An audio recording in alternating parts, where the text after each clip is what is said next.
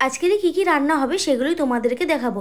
প্রথমেই বলে দিই কি কি রান্না হবে। আজকের হবে পটল ভাজা, শাক ভাজা, ভেটকি মাছের কাটা চচ্চড়ি, আর হবে ভোলা মাছের ঝাল, আর হবে কচু পাতা বাটা। মা প্রথমে পটলগুলোকে নুন হলুদ দিয়ে মাখিয়ে ভেজে তুলে নিয়েছে, তারপরে ওই তেলেই দিয়ে দিল রসুন কুচি আর শুকনো লঙ্কা ফোড়ন।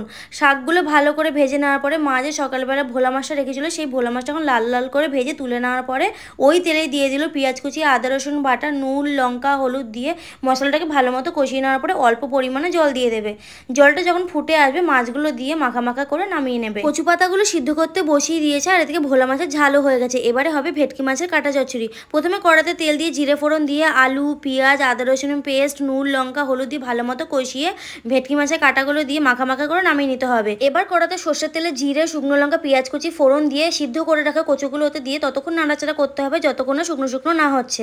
আর এই কচু পাতা বাটা গরম ভাতে খুব সুন্দর খেতে লাগে, তোমরা চাইলে ট্রাই করতে পারো।